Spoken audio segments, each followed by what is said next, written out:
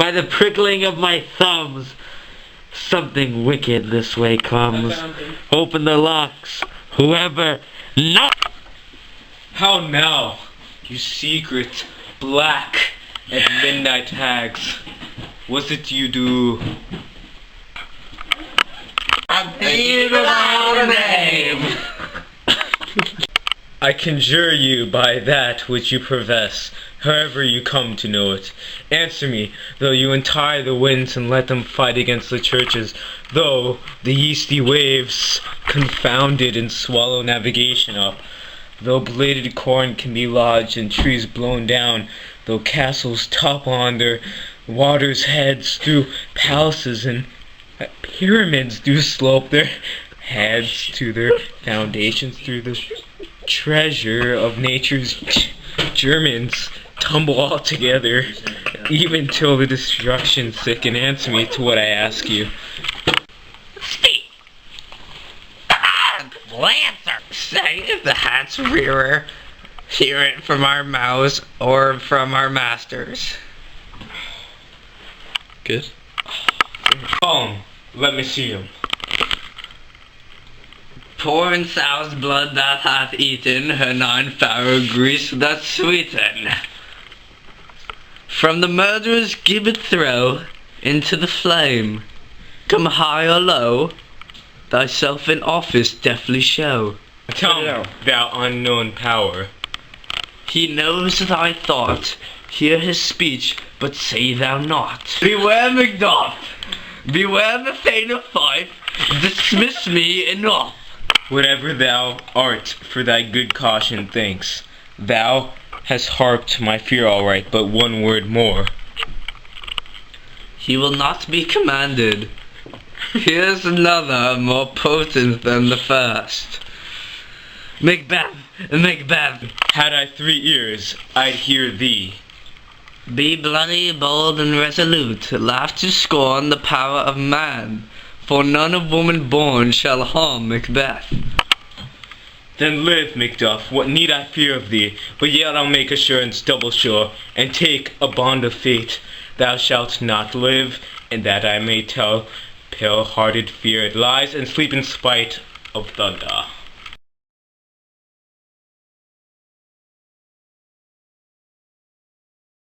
What is this that rises like the issue of a king, and wears upon his baby brow the round and top of sovereignty?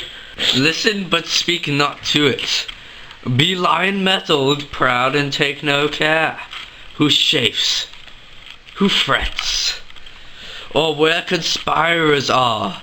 Macbeth shall never vanquished be until great Birnam Wood to high Dun and Saint Hill shall come against him. That will never be. Who can impress the forest, bid the tree unfix his earthbound root? Sweet body mince good, rebellious dead never rise till the wood of Birnam rise, and our high-placed Macbeth shall live the lease of nature, pay his breath to time and mortal custom. Yet my heart throbs to know one thing. Tell me if your aught can tell so much. Shall Banquo's issue ever reign in this king? Dumb. Seek to know no more. I will be satisfied. Deny me this, and an eternal curse fall on me. Let me know. Why sinks that cauldron, and what noise is this? Show. Show his eyes and grieve his heart.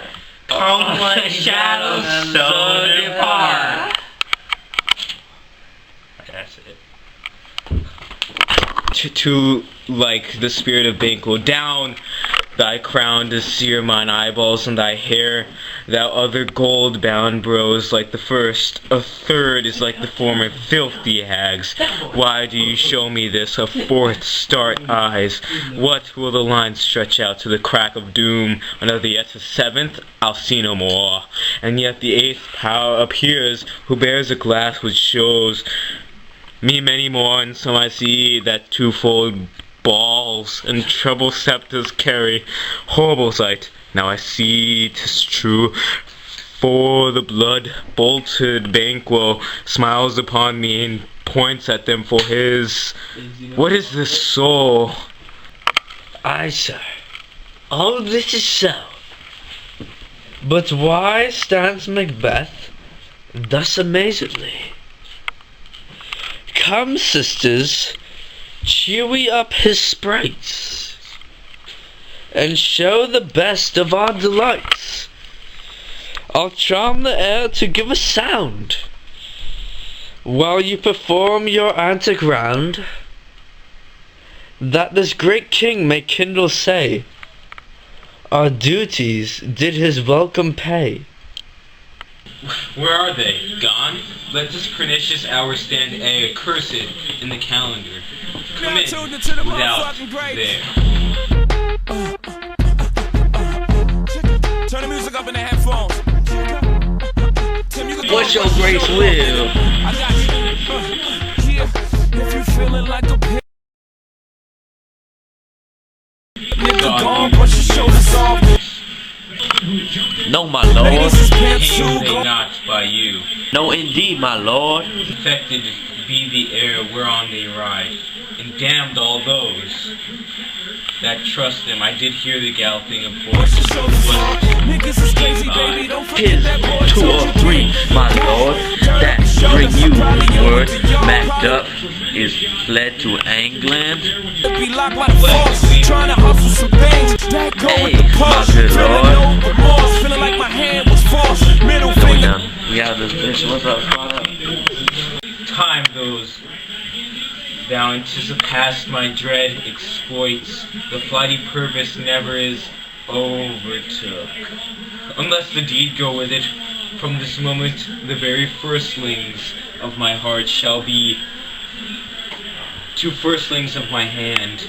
And even now, to crown my thoughts with acts, be it thought and done. The castle of Macduff I will surprise, seize upon Fife, give the edge, oh the sword, his wife, his babes, and all unfortunate souls that trace him in his line. No boasting like a fool, this deed I'll do before this purpose cool. But no more sights, what are these gentlemen? Come bring me where they are.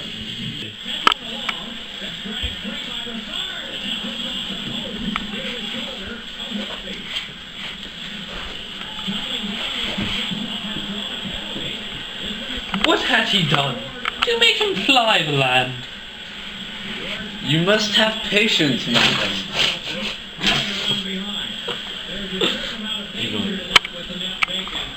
His flight was madness. When our actions do not, our fears do make us traitors. Whether it was his wisdom or his fear, you know not. Wisdom? To leave his wife? To leave his babes? His mansion, his title, and a place from whence himself does fly? He loveth not. He wants the natural touch. For the poor and people. For the poor and the most diminutive of birds will fight her young ones in our nest against the owl. All is the fear, and nothing is the love.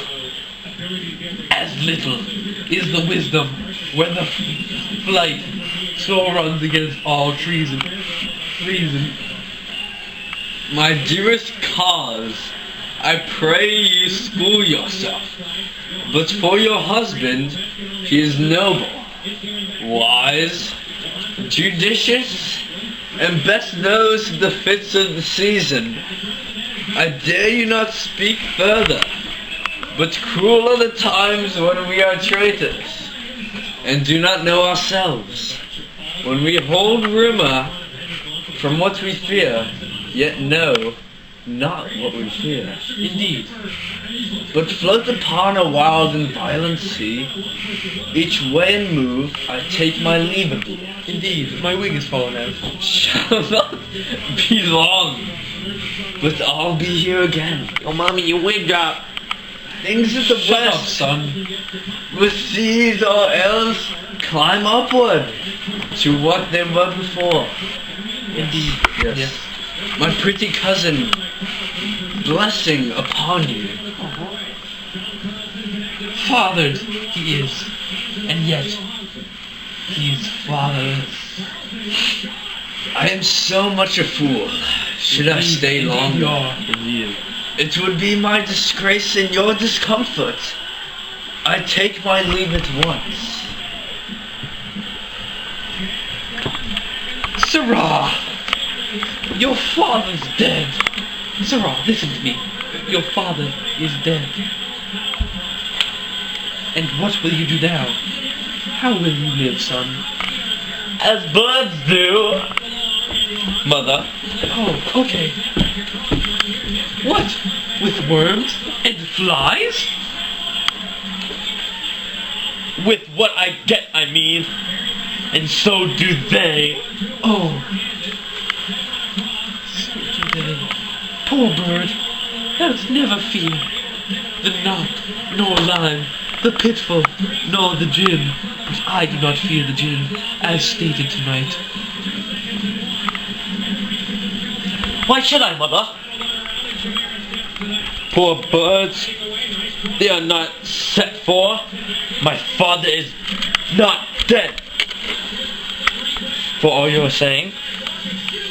Yes, he is dead. How wilt thou do for a father, son? Nay! How would you do for a husband? Oh, son. Why, I can buy me 20 husbands at any market. I'm hot. Just look at this bard. Then you'll buy him to sell him again, you prostitute! Oh, son. Son, I have something to tell you. Thou speakest with all thy wit, and yet I faith with wit enough for thee. Was my father a traitor, mother? Well, son, I haven't answered that question. Aye, that he was. What is a traitor? Well, son, I have another answer to that question, and that answer is, why, one that swears and lies. Are you kidding me? I don't know. Let me check if I'm kidding you. And be all traitors that do so. Everyone that does not, that does so, is a traitor and must be hanged by the neck like a Dan. And they must be hanged. That swear and lie.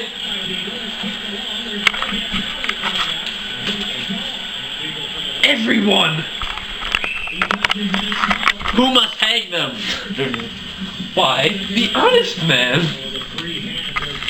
Then the liars and swearers are fools, for there are liars and swearers enough to be the honest men and hang up them. Now, God, help thee, poor monkey, poor monkey, poor monkey! Oh, you poor monkey. But, how wilt thou do for our father? If he were dead, you'd weep for him. If you would not, it were a good sign that I should quickly have a new father. Poor prattler, how thou talkest. Scene! Oh, that was great. I feel the...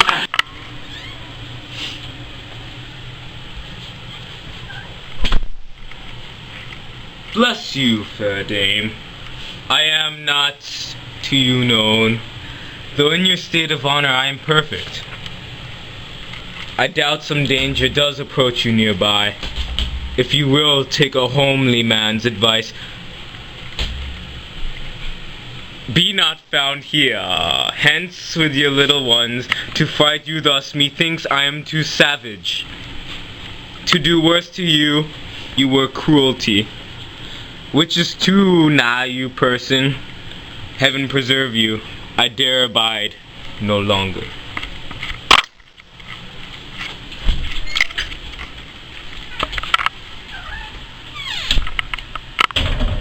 whither should I fly? I have done no harm. But I remember now, I am in this earthly world, where to do harm is often laudable. To do good sometime, accounted dangerous folly. Why then, alas, do I put up with the womanly defense to say I have done no harm? Where's your husband? What are these faces? I hope in no place so unsanctified, where such as thou mayst find him. He's a traitor. Thou liest, thou shag-eared villain. What, you egg? Ah! Treachery!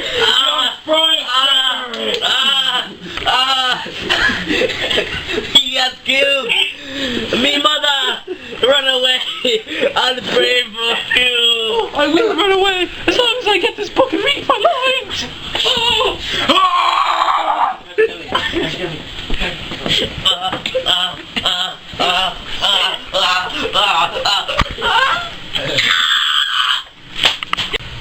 Let us seek out some desolate shade, and there weep our sad bosoms empty. Let us rather hold fast the immortal sword and like good men, stride our downfall, birth them, each new morn, new widows howl, new elephants cry, new sorrows strike heaven on the face that it resounds as if it felt with Scotland, and yelled out like syllable of dollar. What I believe, I'll well. What know, believe, and what I can redress, as I shall find the time to friend, I will. What you have spoke, it may be so. Perchance, this tyrant, whose sole name blisters our tongues, was once thought honest. You have loved him well, he hath not touched you yet. I am young, but something.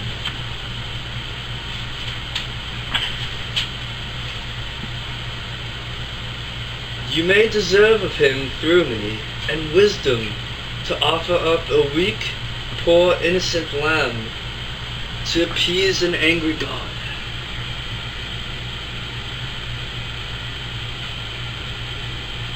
I am not treacherous. But Macbeth is. A good and virtuous nature may recoil in an imperial charge, but I shall crave your pardon. That which you are, my thoughts cannot transpose. Angels are bright still, though the brightest fell. Though all things foul would wear the brows of grace, yet grace must still look so. I have lost my hopes. Perchance even though where I did find my doubts, why in that rawness I left your wife and child.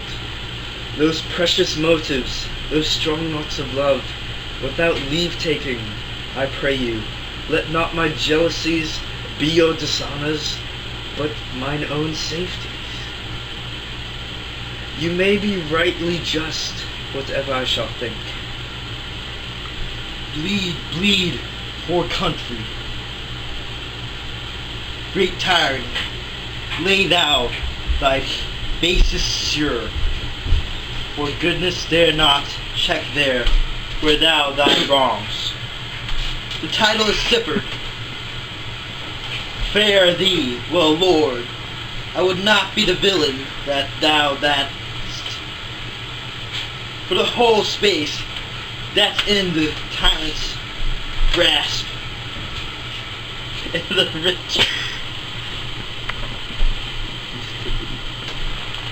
the rich east to boot.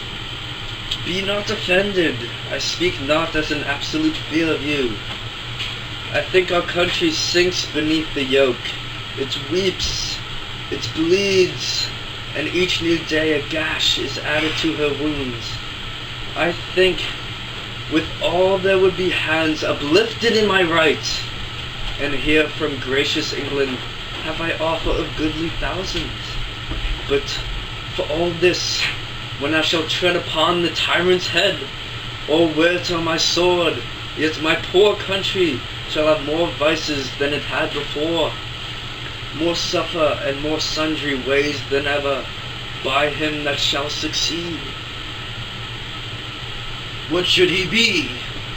It is myself I mean, in whom I know all the particulars of vice so grafted, that, when they shall be opened, black Macbeth will seem as pure as snow, and the poor state esteem him as a lamb, being compared with my confineless harms.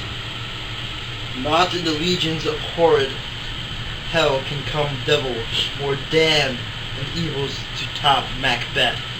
I grant him bloody, luxurious, avaricious, false, deceitful, sudden, malicious, smacking of every sin that has a name, but there's no bottom, none.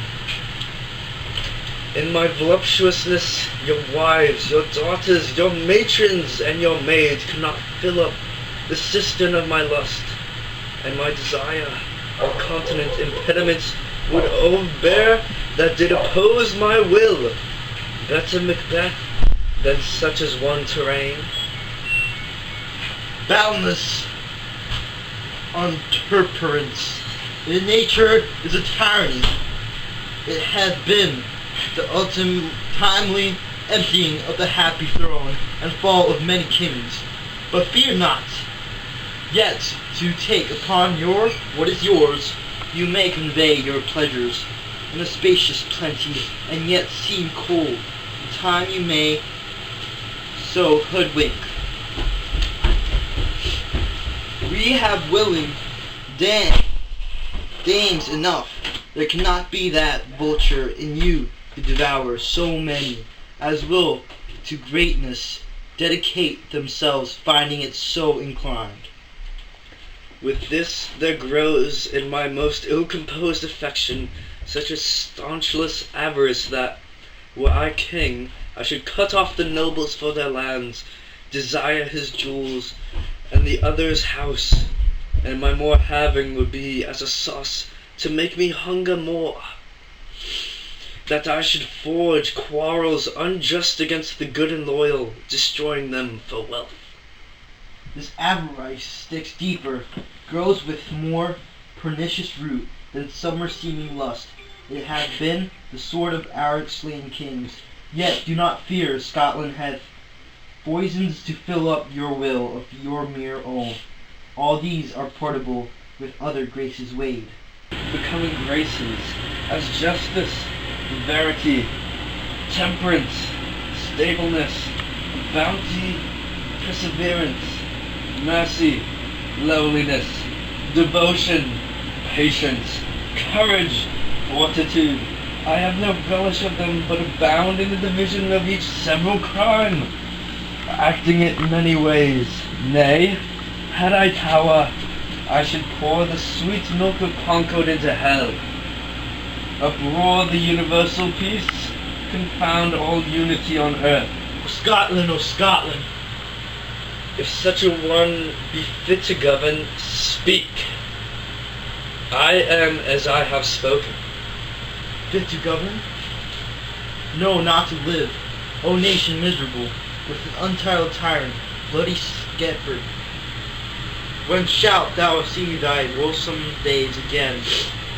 Since that the truest issue of the three throne by his own interdiction stands accursed, and does blaspheme his breed. Thy royal father was a most sainted king. The queen that bore thee, a upon her knees, then on her feet, died every day she lived. Fare thee well. These evils thou repeats upon thyself hath banished me from Scotland. Oh, my breast, thy hope ends here. Macduff, this noble passion, child of integrity, hath from my soul wiped the black scruples, reconciled my thoughts to thy good truth and honor.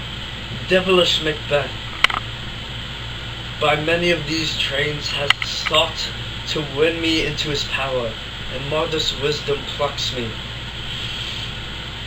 from over-credulous haste. But God above deal between thee and me, for even now I put myself to thy direction, and unspeak mine own detraction.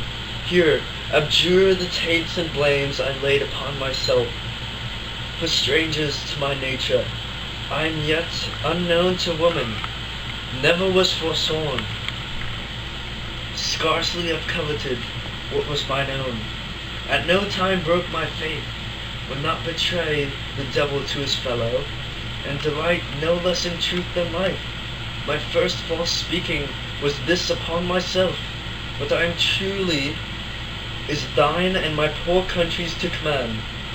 Were there indeed before old Sidwood with 10,000 warlike men already at a point was setting forth. Now, willed together, and the chance of goodness be like our warranted quarrel. Why are you silent? Such welcome and unwelcome things at once. Want a hamburger? Dad, we're filming! Well, more anon. Comes the king forth, I pray you. Aye, sir. There are a crew of wretched souls that stay his cure. This malady convinces the great to say of aught, but at his touch, such sanctity hath he been given his hand, they presently amend. I thank you, doctor.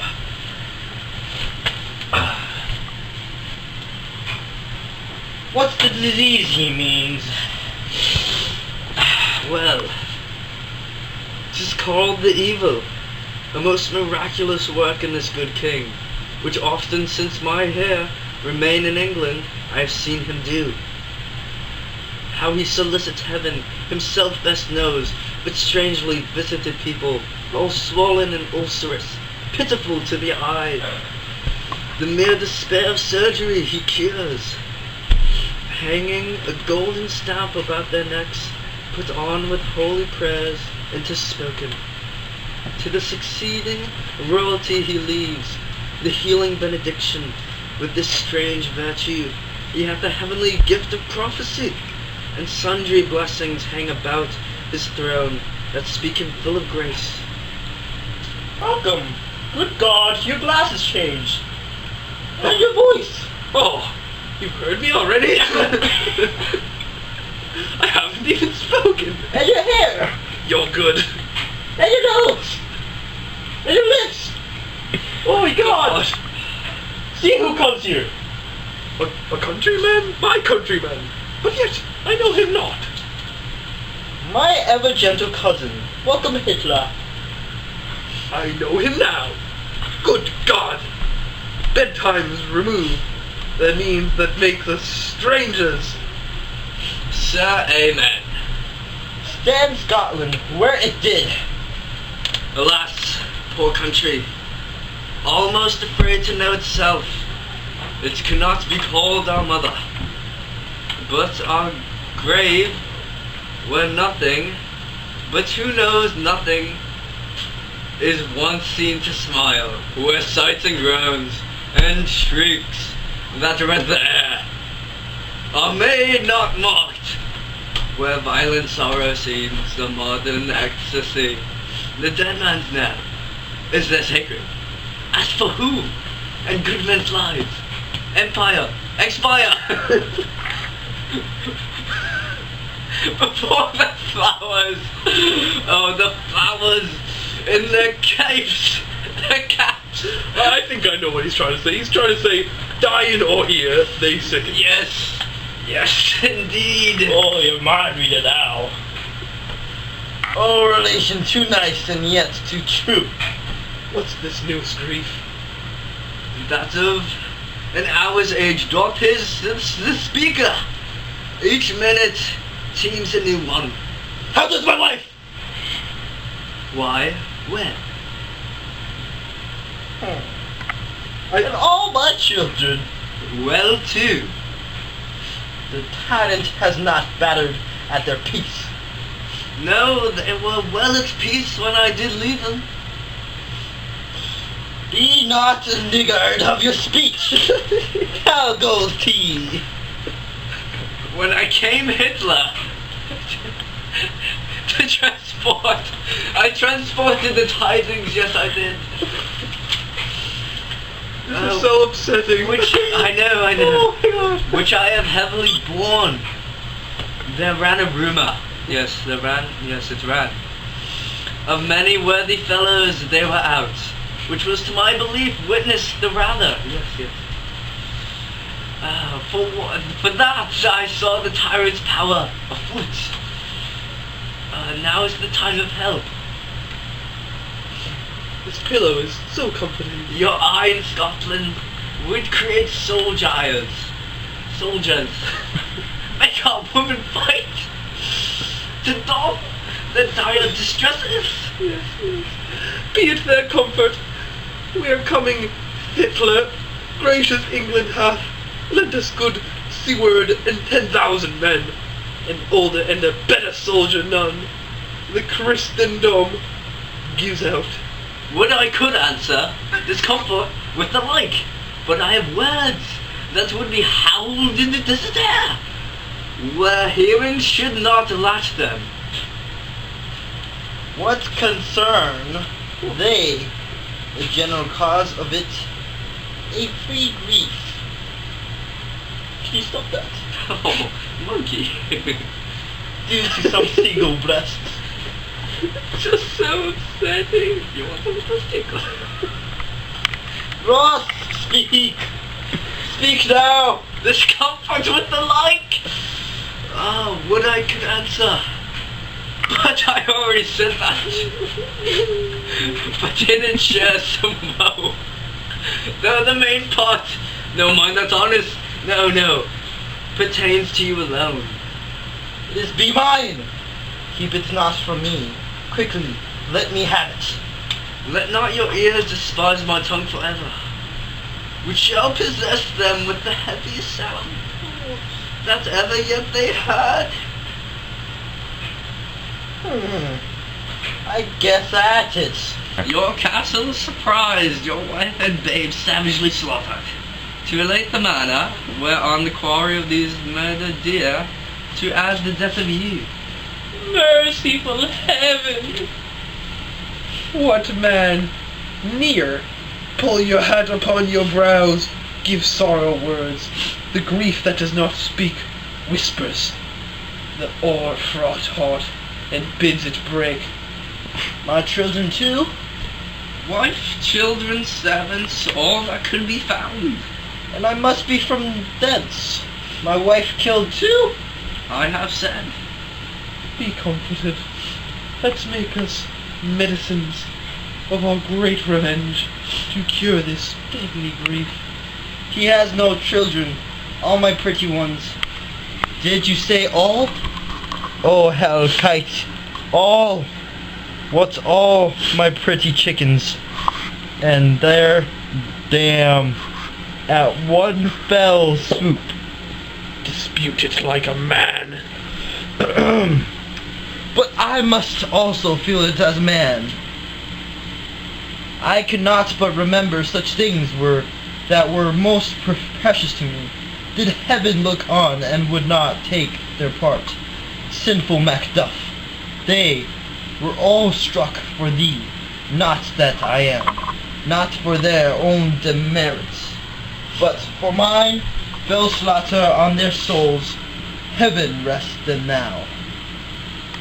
Be this the whetstone of your sword, let grief convert to anger, but not the heart. Enrage it. Oh, I could play the woman with mine eyes and braggart with my tongue, but gentle heavens cut short all intermission. Front to front, bring thou this friend of Scotland and myself. Within my sword's length set him, if he escape, heaven forgive him too. This tune goes manly. Come, go we to the king. Our power is ready. Our lack is nothing, but our leave, Macbeth, is rape for shaking, and the powers above put on their instruments. Receive what cheer on you stay. You may The night is long that never finds the day.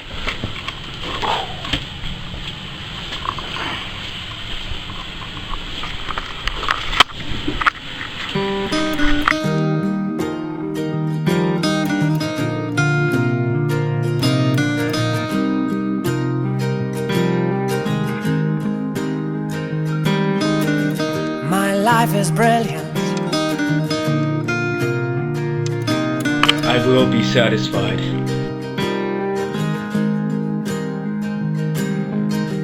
My life is brilliant. My love is pure. And no I saw an angel. Of that I'm sure. She smiled at me on the subway. She was with another man.